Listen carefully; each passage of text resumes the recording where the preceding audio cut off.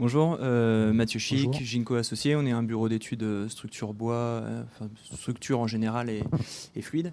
On est plus habitué de la surélévation, nous, sur les collectifs à Paris, sur les immeubles grande hauteur. Très peu, justement, de l'individuel comme ça. Je me demandais juste, vous avez parlé du diagnostic sur la superstructure.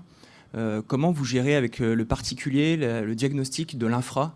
Et je vois notamment, vous avez montré des exemples de surélévation de maisons qui faisaient qu'un niveau sur rez-de-chaussée. Donc vous dépassez largement la surcharge des 10% sur les fondations. Comment vous expliquez aux clients? Et là, est-ce qu'il y avait des sujets de renforcement des fondations qui sont souvent déjà sous-estimés en plus sur une maison comme ça? Comment vous surélevez? Est-ce que vous gérez les renforcements des fondations? Comment vous gérez ça avec le particulier en fait? Ce qui comprend que ça se trouve, ça sera plus de 50% du budget de la surélévation. Alors, sur de la surélévation de turbo, moi, j'ai encore jamais eu le cas d'avoir à renforcer les fondations. Par contre, si... Mais vous faites les diags? Non, nous, on ne fait pas les diags. Okay. On a faut un bureau d'études externe, un bureau d'études béton qui viendra faire les vérifications nécessaires sur l'existant, si on est selon le type de maison. Et vous le préconisez au début de votre projet? En fonction de la maison et de l'âge de la maison, oui. Okay.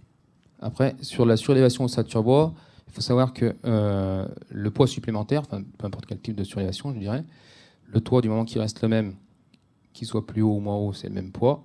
Ce qui est rajouté, c'est le mur ossature bois. Un mur ossature bois, c'est 65 kg par mètre carré environ.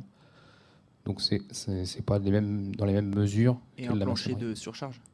Et le plancher en surcharge à 150 kg par mètre carré. On n'a pas parlé de prix. On peut avoir des ordres de grandeur, non de prix d'une surélévation? Sur l'exemple que vous avez donné, puisque... L'exemple que j'ai donné, celui qu'on a suivi, on est grosso modo à 80 000 euros.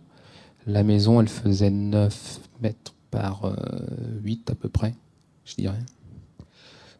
Un prix au mètre carré sur du hors d'eau hors d'air en surélévation bois, on va être sur du 1400 euros du mètre carré environ. Après, évidemment, ça va dépendre du type de couverture, du type de façade. Les choses qui renchérissent très rapidement le prix, c'est la façade. On a vu 2 exemples, je ne sais pas si je peux revenir dessus.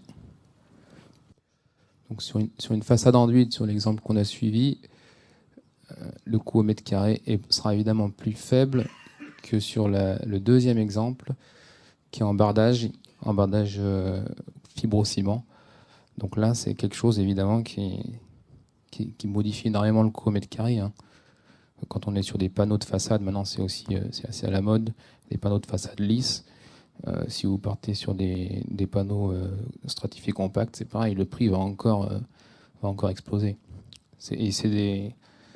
C'est un vrai sujet où les clients sont prêts, on va dire, à mettre un peu d'argent dedans, parce que c'est le rendu extérieur de leur maison. Donc soit ils veulent vraiment que ça s'harmonise avec l'existant, dans le cas de la maison enduite à droite, soit ils veulent différencier la surélévation. Et à ce moment-là, quand on veut différencier la surélévation, souvent on part sur des matériaux qui sont un petit peu plus chers au mètre carré. Bien, on continue. Ah, dernière question. C'était juste pour savoir quel matériau vous utilisez en isolation, aussi bien sur les sous-rampants ou sur les murs. C'est un autre sujet, je crois, mais en isolation, on peut utiliser tout ce qui se fait, je dirais. Après, moi, personnellement, je préfère utiliser ce qui est ouate de cellulose et fibre de bois. On insuffle la ouate dans les... Alors là, on a vu, les caissons sont préfabriqués à éternel de verre. Typiquement, on fait souvent de l'insufflation à l'atelier de ouate de cellulose dans ces caissons fermés. Après, on pose aussi de la laine de bois.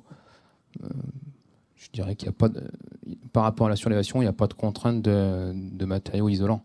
C'est plus après, par rapport à la qualité de vie qu'on veut à l'intérieur, choisir son isolant comme on le ferait sur une maison.